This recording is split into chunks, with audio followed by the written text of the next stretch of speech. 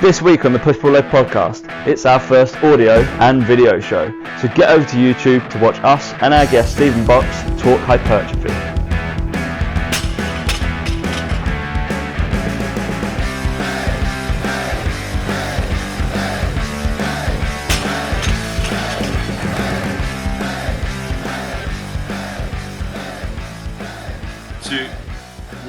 Videocasting Dan.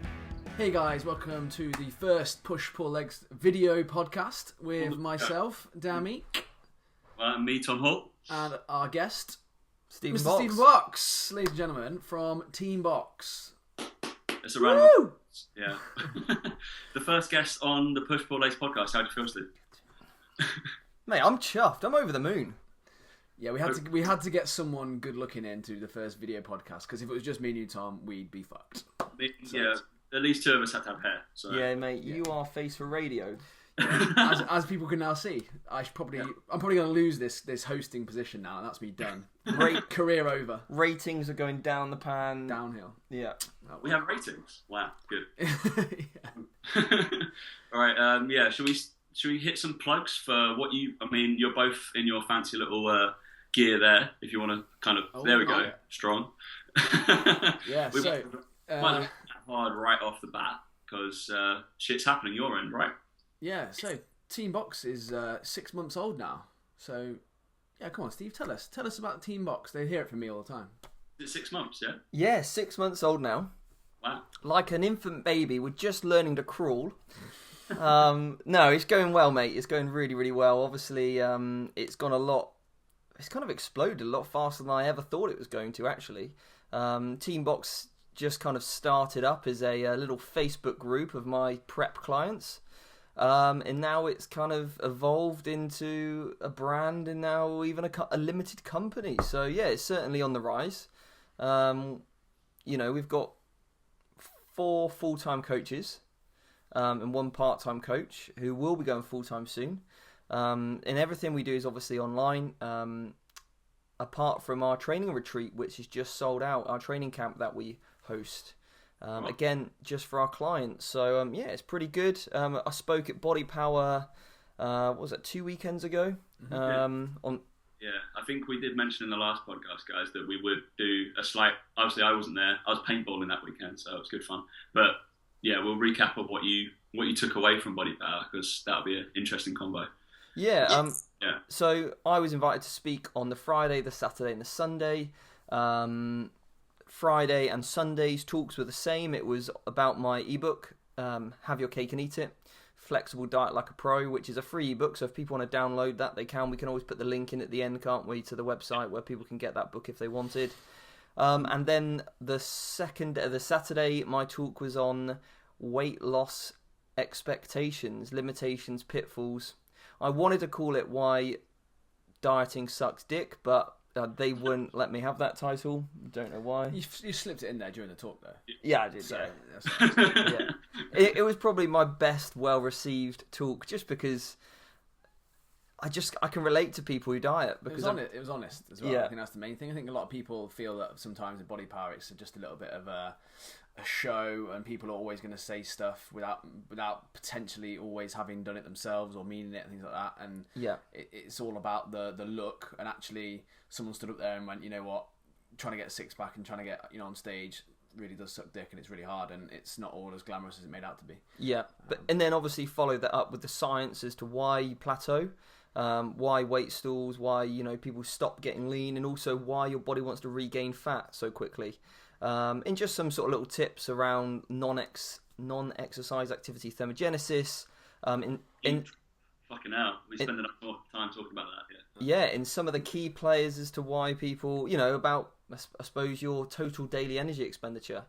So yeah, it was really, really good. I had people coming up to me at the end like, "Oh, Steve, it's like you're sat in our lounge watching our relationship unfold," and I'm like, "Yeah." So yeah, it's just, you know what I mean? Like, you've been there, done it. I've been, when I was younger, I used to be pretty bro, and I'm not afraid to admit that. I've done the whole meal plan thing. I've done the white fish in the broccoli. I've done it, and So if we're talking that, I think Dan showed me a video of of you. I don't know, it was on YouTube. But, of you talking about, was it about 3-4 years ago? we almost featured it on Stupid Things. It was good stuff. It was talking about. We were close. We were that close to putting it in when he said, "Oh yeah, I only eat foods that were found in the Paleolithic era." Paleolithic. Hey, we've all been there. Steve. Right, cut. We've all been there, mate. All right, I've been there. Proving how all of our training systems and kind of ideas do evolve, right? With what your motto is, evidence-based coaching, right? Basically, someone was irresponsible to put a camera in front of my face and ask me questions. So I technically blame them because they interviewed the wrong person at the wrong time. Yeah. True. Yeah. But yeah, so Team Box has, like it says, exploded, and we just started up the Facebook page now as well, so you can get on and follow that, and obviously all the individual coaches are all on Facebook and Instagram and stuff like that. So it's all very very similarly themed across all the coaches. Obviously, we're all very similar. That's why we work together. So check out that Facebook page. And we've actually got our own podcast launching on Friday.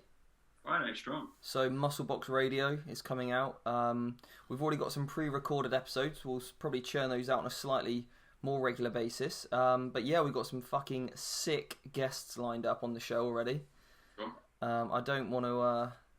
should I put out some tea? Ooh, no, I'm going to keep it on the lowdown. Yeah, no. Go listen to it, go download it. Yeah, you've got us on the Wednesday and then you guys on the Friday. Exactly. So. Perfect timing, isn't it? It's your week done. Week done, man. In ours is all about basically how to get shredded, swole, using a bit of science but practical application for bodybuilding. So that's pretty much where we're pitching it. So using as much science as you need to either gain muscle or get leaner. And I've got some big scientists coming on. I've got some good people who know how to do application of bodybuilding. Reputation-wise, not actually just massive guys. No, we're talking huge. Cool. So leading on with that, so what's our kind of theme? Because obviously Boxy's kind of, I don't know, his repertoire is about muscular hypertrophy, whatever. We're going to get loads of people to tell him I'm saying that wrong. But that's the theme of today, right? Yeah, so we'll just go over hypertrophy really, and I think the most important thing that we're going to go over is about planning and about making sure that people are aware of just what it takes to get bigger. I think people have this assumption that they can rock up to a gym, train for 8 weeks, and they're just going to have instantly bigger muscles, and actually without any kind of plan or thought that goes into it. And like you say, Tom, you've seen the spreadsheets that we use. You've seen the training plans I've been given from Steve. They're quite in depth. They're quite methodical, and they're very, very much sort of really highly detailed. And there's a reason for that. It's not because it's a guesswork. It's not because it's randomly put together the day before you train. We don't rock up to the gym going, "Oh, I fancy benching today," or I fancy doing this. It's no, you're doing this. It's in a list. It's in an order. There's a reason that these exercises are in there. So yeah, we'll talk about the whole shebang really in terms of macrocycles, mesocycles, microcycles, and why they're important for muscular hypertrophy, and how I think everyone knows or can find out if they want the intricacies of what happens at a cellular level. What we're talking about is how you can apply these skills and the experience of planning for hypertrophy to actually get the muscles you want, because a lot of people don't have them. A lot of people think they know it's 3 sets of 10, but great rep range, I'm telling you. Great rep range. But we've seen it, for years, Tom, working together in the gym, is that actually there's no one really out there getting that much bigger because they don't plan usually. They rock up with no clue. They put their gloves on, and they pick up the 10s, and they do what they want with them, and it doesn't really work. We've seen that. Your clients, yeah?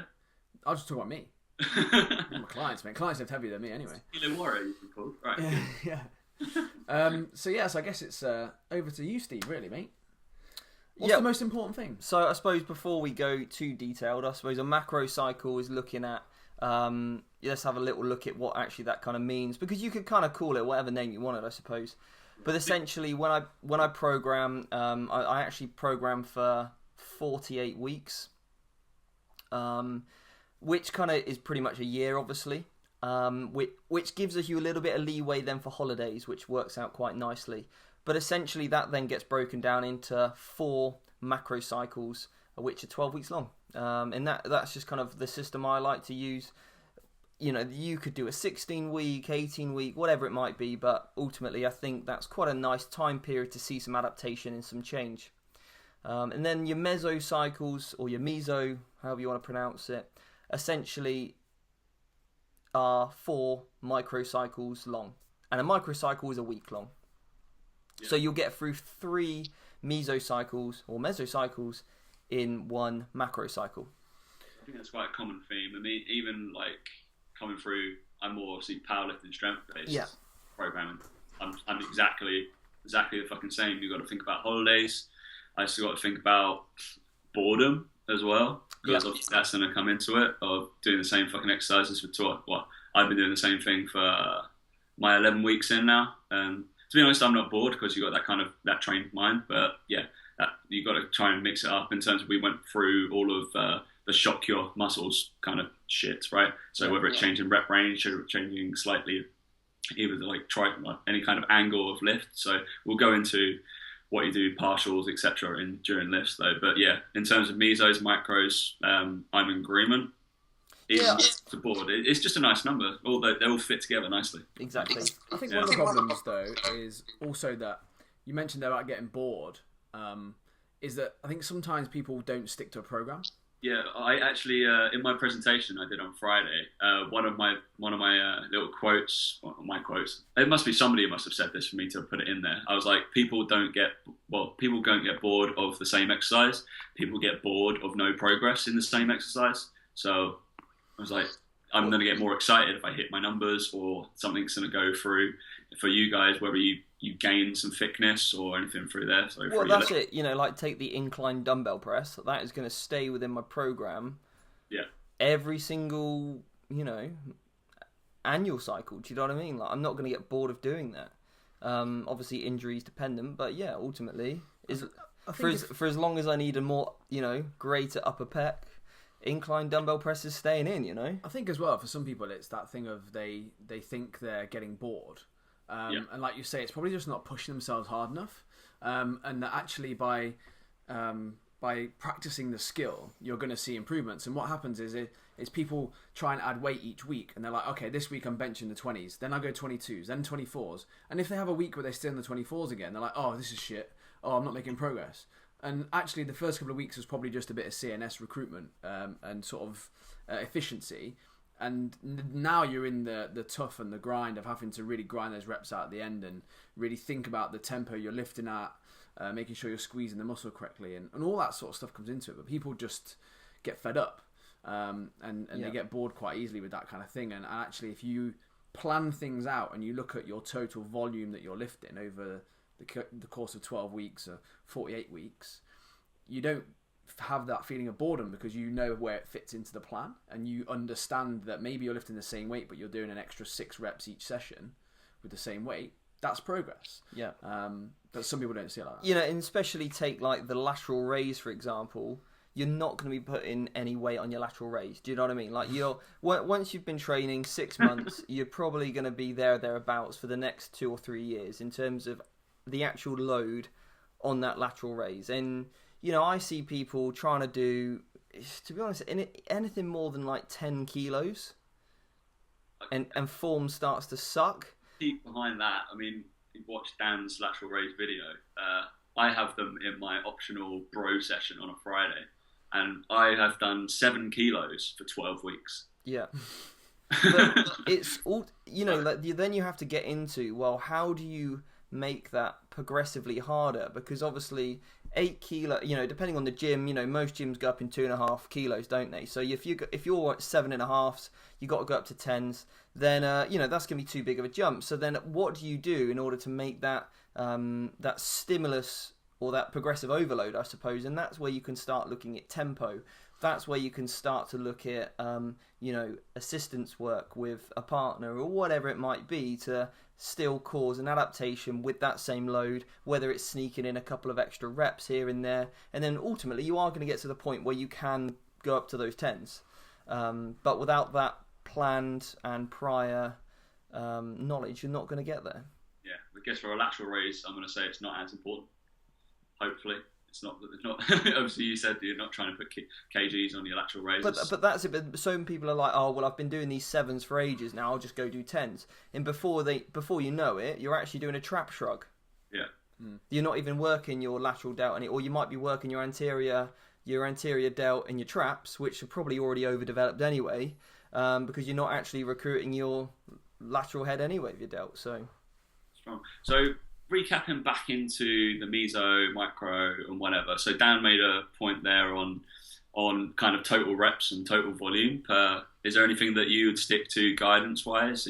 So if you were going to go through your first 4 weeks of like your meso or something like that, do you differ from week to week? Is it going to be the same reps per? So when I'm looking at a go over what we're doing now. So in terms of yesterday. So Steve planned Steve planned out our next sort of 12 weeks, and we sat down and looked over it, and he said, right, first 4 weeks, this is what we were looking for. 4 weeks after that, this is what we're looking for. 4 weeks after that, this is what we're looking for, and it makes sense when you then sit down and look at it. Yeah. But I think the first thing first and foremost is to look at why are you even doing that? What's the bigger picture? So the first thing for me is a case of exercise selection and frequency of muscle groups, because then you can start going into, I think, picking like loading volume per muscle group then comes a little bit after that. So ultimately, what I've got a show in, and so's Dan, in 14 weeks. So I want to make sure that this next program runs me right through up until that event. Now, if I had when I'm trying to plan an off season for next year, I'm planning on having a whole year off. So I actually want to then sit down and go, okay, at what time periods am I going to be in a calorie surplus? At what time periods am I going to be able to really focus on, my strength work, for example? So that's obviously going to have a bigger impact on then what you start choosing in rep ranges in sets. Yeah. But, to give you an instance, obviously what we're kind of doing now, for me it was a case of, I know at the level that I'm at the moment, and again, you've got to make sure you're taking into consideration the level of the lifter and also their prior experience. So I know that I can't keep, especially in a calorie deficit, putting load on the bar every single week. Yeah. When I start a new program, 4 to 6 weeks, I can probably do that. But then I'm going to start to plateau, or I'm going to have to sacrifice form. And because I'm a bit of a form Nazi, that's not happening. So the selection that we've gone for is the first 4 weeks, or the first 3 weeks, we creep up the load, volume staying the same, and so when I'm talking about volume, that's just sets and reps. Yeah. Across, obviously, I went for an arbitrary 7 exercises per session, and we're training 5 times a week. So essentially, we're doing 35 exercises across the week, split across muscle groups depending on weak areas and what we need to focus on and what we want to bring up. So for us, we're competing in men's physique, so it's going to be essentially the show where you got to wear board shorts. So straight away, for me at the moment, hitting legs twice a week is going to be enough. Yeah. Upper body needs a little bit more work, so we're having 3 upper sessions, and that's how we've divided it up. So upper, lower, upper, rest, lower, upper. Cool.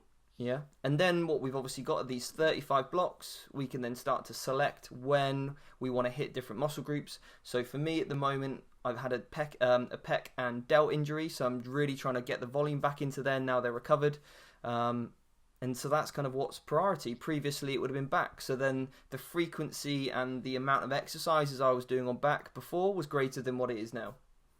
To really make sure that I'm actually, because otherwise, how are you bringing up your weak points if the frequency of those muscle groups is the same?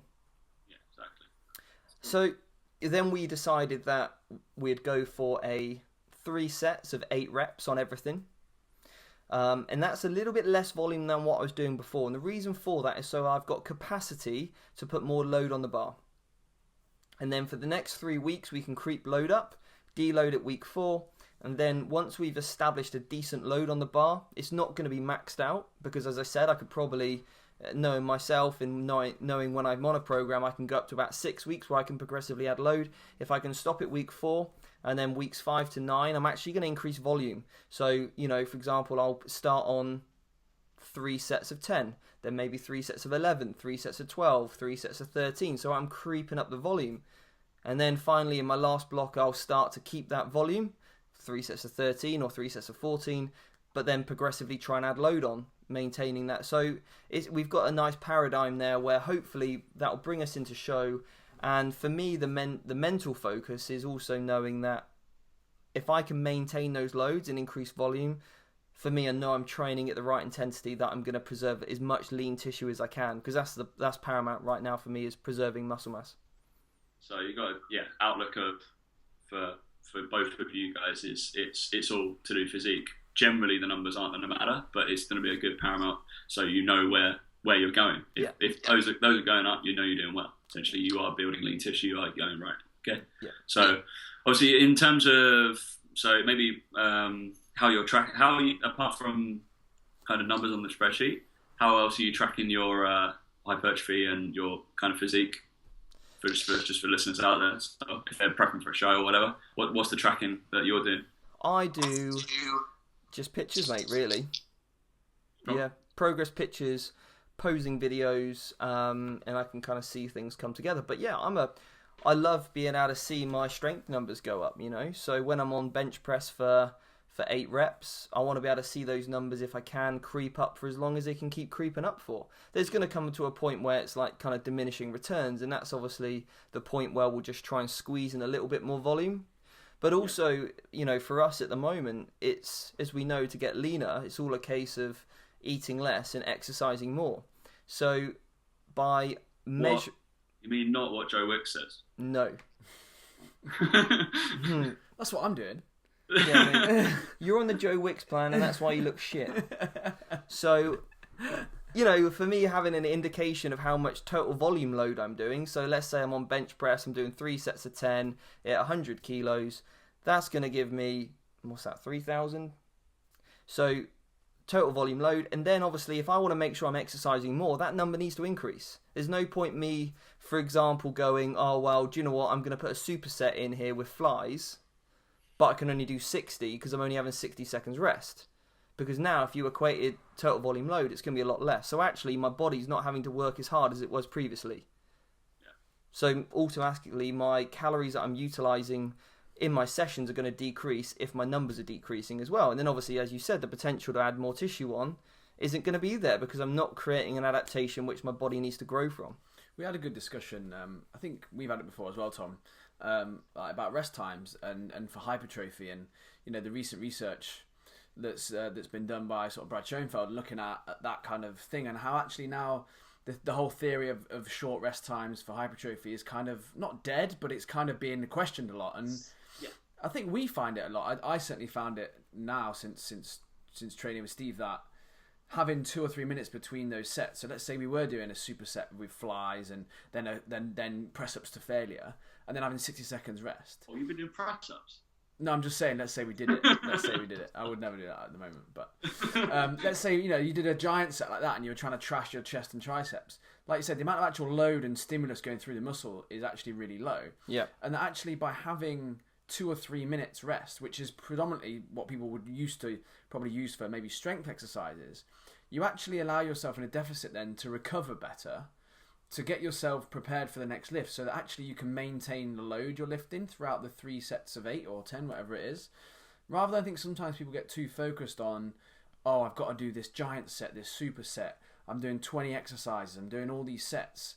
And actually you look at the quality of the work they've done, and it's actually really, really poor. That's one thing I think I've noticed massively in the last 16 to 20 weeks training, is that it's really helped having that longer rest time, and actually enables you to train a lot better. I'm a huge advocate actually for those longer rest periods. Anywhere from 3 to 5 minutes I can be resting, and I'll only go when I feel like I can manage the load that I need to lift for the required reps with good form. Yeah, like you said, if you're a form Nazi, we all kind of should be, especially when it's about muscular development. It's not about just getting the bar up or shifting a weight around. It's about squeezing tension, all that kind of stuff that is most paramount for what your goal is. So, yeah, you have to go through that phase. It's great. So that's why I think I've always done it with clients as well. Rather than doing supersets for, say, muscle groups, it's doing upper-lower superset, because obviously they need to save some time. We've done that, but we've seen that practice quite a lot, haven't we? So, and also, I think one thing that both of us brought in is kind of giving the client basically their own rest where they decide as well, in a client kind of thing. So when you feel like you're ready, go. which is usually they might be like the client that you can just kind of wind them up and they'll go and they won't rest, where you have to force them to just chill for a second. Or there are the ones that will just be like, oh, as soon as you start talking to me again, then just do it. And when you get to the point, obviously at the moment we're training upper body 3 times a week. So I could be doing the same amount of chest exercises over 3 days compared to what I might do in one session. Now again, if total volume load is the most important factor for muscle hypertrophy, then obviously if I'm starting off on day 1 and I'm doing, let's say, 3 sets of 10 on 100 kilos, and then I go on to incline flies 2 days later, I'm going to be able to manage a much greater load in that bout than if I was, for example, even to do incline chest straight after my bench press, because actually that load at that much volume is going to fatigue my chest. It doesn't really need that much more. Yeah. So then all those exercises after that, I'm just kind of pissing in the wind. Whereas actually if I was to, give myself a couple of days rest, I can still do the exact same amount of volume, but split that up so I'm handling greater loads at a greater frequency. And for me, it's what's, I've certainly found, even for the first 6 weeks of my diet, I haven't really dropped any more weight. Weight's come down, I think, 1 kilo, but, over 6 weeks, but I'm so much leaner. So I'm obviously retaining a lot of lean tissue, but maybe even, growing a little bit into my deficit, which is obviously used to be kind of unheard of, but as we know now, there's more science and literature coming out that, it is possible. It can happen, Kind of. I think it was brushed around about 2-3 years ago, wasn't it? That you cannot kind of lose fat and gain lean tissue at the same time. It was like, it can be done, but people don't have basically the knowledge base or the discipline to track what they're eating properly. More than likely. So that's why it's never really happened before. So the science hasn't been there, right? So we alluded to, we kind of covered overload, we kind of covered programming, whatever. So within your upper, lower splits, talk about session-wise, have you got any kind of body part focus? Is it going to be, pushes, pulls? Are you thinking back, biceps, all the kind of bro science that's out there? Yeah, actually, I'm releasing a YouTube series soon. So I'll be filming all of my sessions, actually. And so if people want to see a little bit more detail, they can go on that. You just find me on Stephen Box on YouTube. It's called KISS, the Keep It Simple series. See what I did there? Yeah. But ultimately, our 3 days of upper body go, for example, because our focus is pec and delt, they get prioritized to be trained first. We might do 1 or 2 pec exercises, 1 or 2 shoulders, and then we'll do a lat and a trap exercise, or 1 or 2 depending on what we'll do, and we'll fill out those 7 exercises. It kind of changes over the 3 days, but there or thereabouts. You're doing 1 to 2 exercises per muscle group, and then obviously abs as well. As now we're coming into show, it makes sense that why wouldn't you put that in just in case? If it can help you contract your abs a little bit more, then great. A little bit of hypertrophy on the obliques is never a bad thing. I think that's kind of where we're at, 1 or 2 exercises, and obviously, as I said, the volume is going to be creeping up over the next sort of 12 weeks anyway. And that's kind of where we're at. Same with legs, a couple of quads or a couple of hamstrings with a glute exercise, a calf, and then we do arms actually on leg day. Obviously, because we want to get the testosterone levels up from the squats, and then that basically injects it straight into the biceps. That's the only reason. Not that we couldn't fit it in on the other day. Yeah, not because there was too much workload on the other days and we couldn't fit that in. No. Because everyone knows. If you do arms every day, they will get bigger. They will be. Exactly. So we're actually hitting our arms effectively every day. Every day. Pretty much. Yeah. And some of us need it more than others, so it's probably a good job. That's a small, right, you're wearing? Yeah? This is extra small. This is actually a ladies size 8, this one. Yeah. Cheers, Tom. Thanks, mate. I don't get enough from him as well, but this is his growing one that he wants to grow into. Yeah, that's it. I've got to grow into this one. All right. Was that a flex then, Tom? That was. It was an attempt, but I'm trying a bob. So I thought you were just doing an angel wing or something. What's one of those, Boxy? Yeah, I'm not sure what one of those are, mate. Yeah, he struggles with those. Sorry, we'll grill you in a bit, right? So should we cap it there? Is that Yeah, let's have a little break there, and then we'll come back with some. We'll grill the guest questions. He's clearly looking forward to that. Cool. Yeah, all right, we'll see you guys after the break. If you're interested in online coaching from Tom and Dan, then please get in touch and we can tell you all about what's involved. Message us personally through the Facebook page, the email address, or use Twitter, Instagram, and the website. 3, 2, 1. Back in the room, boys. You enjoy your break? You in Bath? Good? Yeah, it's great. It wasn't very long. Yeah, apart from Dan kept touching my leg. Yeah, that was poor, wasn't it? Can you see it? You can't see it on there, so it's fine. Yeah, I have no idea what's happening below your kind of pec. We're not wearing anything. It's just a top. It's just top. The whole. What bottoms? Have you got the boxy like bottoms on as well? You don't want to see what bottoms I got on. Oh, you can't quite see them. Classic. Yeah. T-box coach. Yeah, not athlete. No, I'm not an athlete. That's why. Not Well, yet. especially when you're wearing that. You've got to be able to perform, but to be an athlete. Yeah. You've got to bench 100 kilos with 10 reps, otherwise. Don't do it. Having a 60 kilo deadlift doesn't quite cut it. Bit of a dig at someone that. Yeah. So yeah. Let's crack on down. All right. Let's get to know Stephen Box. Okay. Yeah. I think we should get to know him. So my first question to Stephen Box is: what is your favourite box set? Ooh. Ooh. God, see, I knew this would get him. This fuck. Now he's got to choose. Now he's on the spot. You got to pick one. All-time favourite. Yeah, all time's fine. Game of Thrones. There we don't go. say that. Oh. So my sword there is It's heavy. I've lifted it. Longclaw. It's Jon Snow's sword. It's quite sad. I thought this was grill boxy, not look around from the room. Yeah. Well. Look at my sword. It's fine. Anyway, yeah. So Game of Thrones is probably my all-time favourite, but I do like Hannibal as well. You do like handball. So sports played was handball. Were you decent at it, or was it Hannibal, the TV series. Hannibal? Hannibal, the TV series. Yeah, nice. And I've recently just watched Jonathan Creek, which is an absolute classic. That's old. Absolutely great. Yeah. So yeah, there you go. Biggest pet peeve in the gym. Dan Meek? I mean, wow. No, I'm joking, mate. You're a great training partner. No, my biggest pet peeve is probably shit form. Shit form? Yeah, it really... I just want to go up to people and be like, look, can I just help you? Because this is all wrong. It really... Or the worst, and this really fucks me off, is that at the gym I go to, they've got outstanding Watson dumbbells, and they're beautiful. Really nice dumbbells.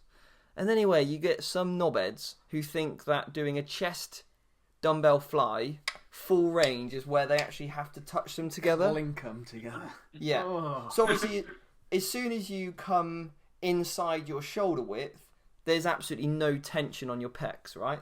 So that last kind of 3 seconds of work there and back is completely fucking pointless. But what they like to do is bang them together. But it's not the noise that gets me, it's the dent in the dumbbell that it then creates. So then when I'm putting that down on my, on my legs to get them up for my shoulder press, it's got these little itches in. And then when that's ruining my new Team Box kit, I'm just not happy about that. It's just a criminal sin. He actually said that the first time I went to train his gym. He actually said, "Don't put the dumbbells on your shorts." And I was like, "Why? Why?" And he's like, "Because it just pulls them a little bit and it just rips them ever so gently." I got little holes in my shorts and all my clothes. It's shit. And not only that, we got these incredible dumbbells which look like shit now. Yeah. So next question. More important, you just mentioned clothes there. What is the favourite item of clothing that you own? Oh, and I'll tell you my favourite item of your clothing that you own. That's good. It is a bit weird, but I'll never forget them. So that's why I always remember it. I know what you're going to say. Yeah. I'll tell you the story about it as well. My favourite item of clothing was something that I got off a photo shoot, so it wasn't of my choosing. When I got it, I was like, this was back in my fashion modelling days. When I got it, I was like, well, this looks dog shit. Put it on, and I was like, yeah, this is incredible. It is a blue fluffy jumper. I and the pattern on it looks like Sully from Monsters Inc. I think I've seen this. Yeah, mate. I tell you what, when I put it on, I literally am Sully. It is incredible, yeah, and it is so soft. It's I'll name drop. It's Louis Vuitton, but it was a freebie. What can you do? And the best item of clothing he owns a favourite of mine is his red leather trousers. And the reason why, we went out on a night out, right? And Boxy wore yellow slip-on shoes. When I say yellow, I mean like pretty bright yellow. Yeah. With red leather trousers. Yeah. I think he just had like a tight black t-shirt on, I think. And I have never seen one man talk to so many women on one night out in my life. It was like, all they kept talking about was these red leather pants. And I'd be walking along the street and I'd turn around and there'd be 3 women there stroking these red leather pants. And I was just like, oh, fuck's sake, this is going to take forever. We're just walking around town and it was the funniest thing I've ever seen. I was like, you can't wear them. I was like, you're not wearing them. They look stupid. Got out on a night out. And after we went out on a night out, I was just like, they're amazing. Just don't take them off. Yeah, I want a pair. It's like taking out a small husky puppy. That's it. Or a baby, Daniel. Yeah, babies work well as well. We've done that before. We've been out in a coffee shop with Isabel and we've had some cougars hit on us. That's just normal. That's normal behaviour. Yeah. Thanks for bath, right? Lads. Absolutely. All right, Bigot, what turns you off? Hey. What turns me off? Yeah, there we go. Yeah. Oh no, that's a bit of a weird one. Yeah, I know. We're cutting deep. That's Tom, innit? Tom's a bit weird. Well, it's not me, clearly. Are we talking about women-wise? Oh, no, anything, mate. Just everything. Just what turns you off? Well, I don't like feet. Doesn't like feet. And I hate vinegar. All right. Vinegary feet. It's fluff. I can't even sit at a restaurant next to someone who has it on their food. Strong. Favourite bird? The smell I just want to vomit. Just that malt vinegar. And I'm sorry, but we're out of the dark ages. We don't need to pickle shit anymore. There's refrigerators, right? They keep food pretty fresh. Okay, on that theme then, what is the one food, if you had to eat for the rest of your life, you could do it? From a nutrition man. And forget about protein synthesis and that shit. Just whatever food, it does everything you want it to do. What would you eat? Oh, probably a muscle food pizza. That's a good shout. Yeah. Really? Yeah. Didn't rate it. Yeah, you wouldn't because you can eat normal pizza. So. Yeah, It'll be alright. As I spend most of my time in prep, then yeah, they're unbelievable. That's fair enough. Food certainly is different when you're in a calorie deficit. It tastes so much better. It's like when you've had a really bad dry spell for a while. Girls just are more attractive than maybe normally. Yeah. Fair enough. All right, strong. Right, should we move on? Should we go on? Ooh, that sounds like bollocks. Probably because it is. Stupid things on the internet this week. Good, thanks for Crash. All right, stupid things on the internet. Yeah. Our kind of feature, Boxy. If you ever listened to the podcast. I've listened to your podcast. Don't worry. So Boxy can actually contribute, and it's not actually something that we saw on the internet. This is actually something we saw in Waitrose yesterday. Was it yesterday, the day before maybe. No, it was yesterday. And it's the news about the new current guidelines for food. Shock horror, the government haven't got a fucking clue. So on the Daily Express, it was Monday. Yeah, that was yesterday. So the front cover of the Daily Express yesterday was "Eat more fat to stay healthy," and then which was even better, the Sun yesterday, which was next to it, was a picture of a lovely lady in a bikini called Vicky, and her slogan was "Eat burgers and still lose weight." That's the kind of diet I can get on board with. Yeah. So the new guidelines are that apparently now on Monday some researcher who would come out and said that we need to eat fat to stay healthy, and that in fact we should all go low carb, and that's going to save us all because probably of insulin and all that shit, which we've covered so many times, it's unbelievable. But I think I saw someone share the post actually earlier to say, why do we have to be high or low anything? Like, why can't we just have a good blend of the two? And I think the whole point was like, since the whole kind of approach of, keep your fats low, it's bad for the cholesterol. Even like there's brands out there now which still have that as their slogan, isn't it? I don't know if you talk about brands on here, but I won't mention the name. But yeah, they're still like, healthy for the heart and all that kind of stuff because it's low in fat. And since that whole thing, I think they're now taking a complete U-turn, which is, stupid. Yes, obviously, eating fat isn't going to make you fat, but eating too many calories will. Eating too many calories will. And it's very, very easy to eat too many calories on a higher fat intake diet. I just think that telling a nation that's struggling with an obesity epidemic to eat more fat to stay healthy is not smart, because they are categorically going to classify themselves as unhealthy. They are now saying to you, eat more fat. Now, I don't care if it comes from avocados or if it comes from Jammy Dodgers. It's still going to lead to them being in a calorie surplus. Because at the end of the day, they're not then going to... So if you've got, the general public and they're like, oh, okay, so I've been, having skimmed milk, for example, so now I'm going to go for full fat or gold top or whatever.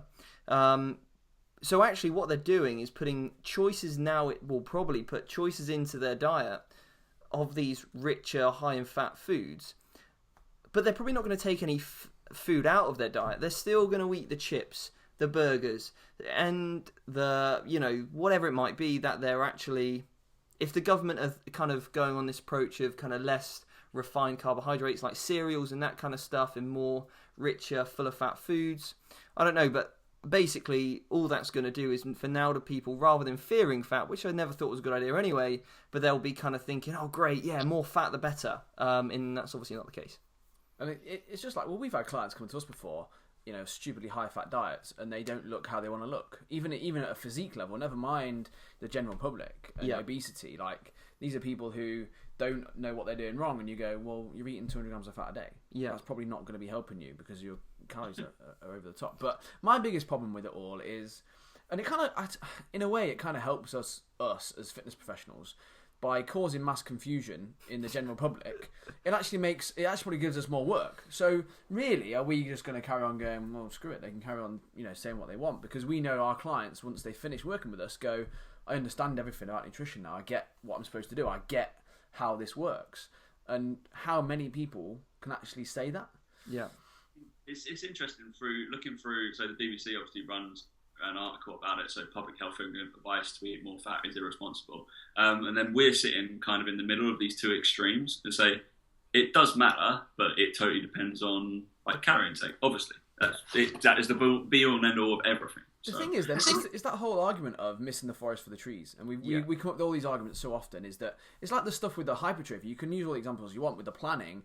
Is that essentially what these people are arguing over is whether to do 3 sets of 10 or 10 sets of 3, and actually. The bigger picture is you need to plan out your macrocycles first and work out your volume load.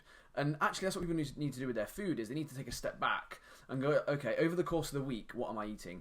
Am I going to have a high fat diet on my weekends? Well, yeah, I can enjoy that, and I can go for a burger and chips, as we've done so many times before.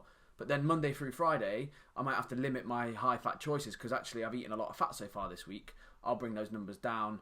And it all just comes back down to being aware and understanding what you're doing. So you can relate the thing back to, like I said, hypertrophy and any kind of strength and powerlifting based work. It's the same thing as the government and the papers especially miss the forest for the trees. They don't actually sit down and go, actually it's really... Well, it's also... Okay. It might not even necessarily be the government. It could just be how the media then interpret that research, or that, they come up with these bold headlines in, within a context. Then it's like saying, it's like how, for example, Instagram is ruined if it fits your macros. So a lot of the time, in my talk, I was talking about flexible dieting and if it fits your macros and the benefits of it, under the context that, 80% of your diet needs to still come from single ingredient whole foods. And then you get a kind of 20% thereabouts, it's in the ebook, to manipulate into kind of choose whatever the hell you want. But people think that if it fits your macros is I saw someone do this is a sort of a famous bodybuilder in the UK or whatever, went on a big rant about it, saying how these like Pop-Tarts, they're full of shit, we shouldn't be eating them, blah blah blah. And I'm like, you're taking this completely out of context, because there's nothing magical about Pop-Tarts. However, you now think that there is, because I don't know. So there was no need to try it if you don't like it. Do you see what I mean? And because these Instagram is making it look like, the If It Fits Your Macros crowd are very much, oh, look what I can kind of get away with. It fits my macros or it fits my calories. No, like last night, I'm in prep and I'm on 2,200 calories. I had quite a big day of food, and my evening meal was white fish, salad, cucumber, tomatoes, and cauliflower rice. Like, do you know what I mean? Like, foods which are very minimal calories, high in volume, what you would deem bro or clean. But, that was part... But then, earlier in the day, I enjoyed a Mars protein bar or, Yeah, hang on a minute, because everybody seems to be posting pictures about Mars protein bars. Where can you get them? Apart from online, but not your house. Yes. Plug. Football legs. I know one. Mars, if you're watching, get in contact. Yeah. Snickers.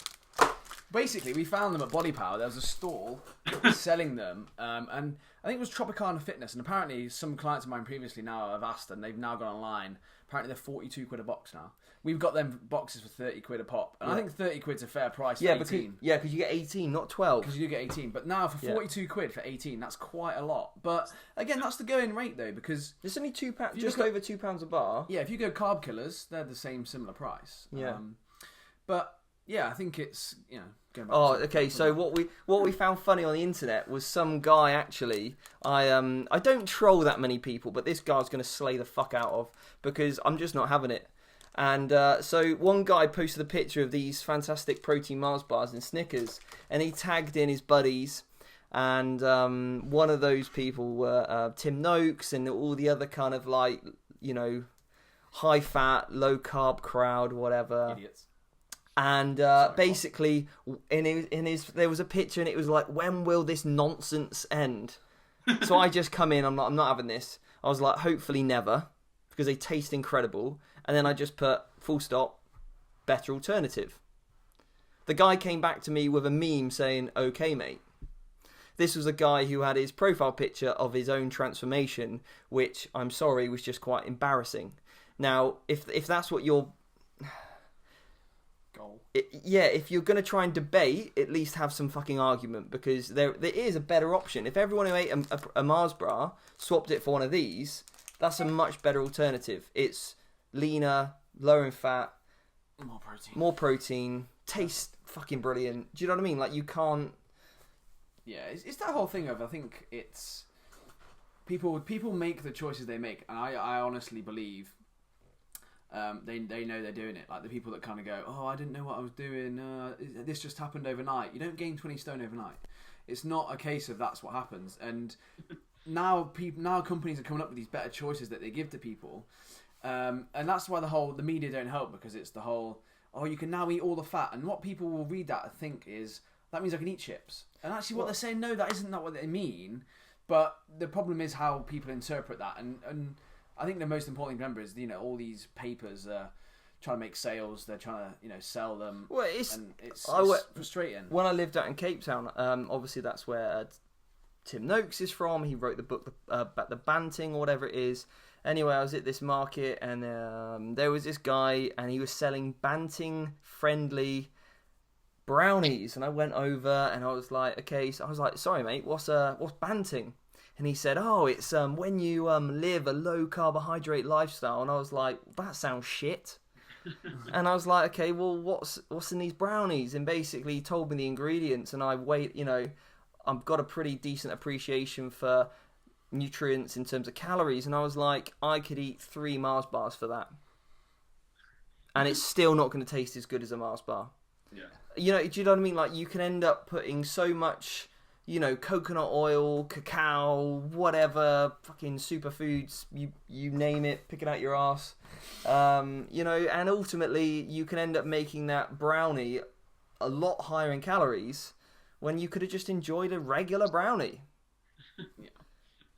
Unbelievable. But going back to, I think we'll cap it like just in the fact that interest in reading through that. I think we talk about kind of journals and articles and stuff. The guys that we follow, all the evidence, and the fucking article about that is the literature isn't peer reviewed either, so it hasn't gone through a proper publication. So strong work, guys. Well done. That was thumbs up. so that won't be making it through there. Cool. So yeah, eating excess fat probably might allude to diabetes and all that kind of shit, health benefits, because you're not going to take other shit out. So yeah, rounded, please. Keep your calories. You're all right. Yeah. Yeah. Most people listen to this are going to be okay. But these are the conversations that you might have with your clients. Every fucking day. So I had one this morning about what's better, like a burger or some nuts. The burger, clearly. I was like, fucking, that's just it'd be like, yeah, nuts is better than a burger. Who's got the macros for nuts anyway? Yeah. It's like just like a handful of walnuts. I was like, fucking hell, that's a lot. So yeah, it's crazy. Right, so should we nip it there, guys? Yeah, let's nip it in the bud. We made it through the first ever push-pull videocast. I think we'll celebrate of some sort. You guys can... Diet Coke probably for me. Diet Coke. Can I give a shout out to the website where they can get the ebook from? But I don't know it, so go. It's What do you mean you don't know it? Come on, Tom. It's your homepage, Tom. Yeah, www.team- that's one of those little dashes, box.co.uk. I did actually try and search for it the other day. I just put in Team Box, but the hyphen is important. The hyphen is important. Unfortunately, I can't get that just yet, but I will. Yeah. I will get the unhyphened version. Cool. And as this videocast comes out, I'm going to be putting out a load of stuff about online programming as Push-Pull will take on clients as of Friday. So there's going to be a bunch of stuff coming out there. I think we'll limit it so far because I've got a load of other crap happening in terms of education stuff. And then we'll talk to Dan of how much he wants to take on as well. So all you guys out there, that's when it's time to crack on. On Friday. So Inbox will explode. Yeah, pretty much. Inbox is going to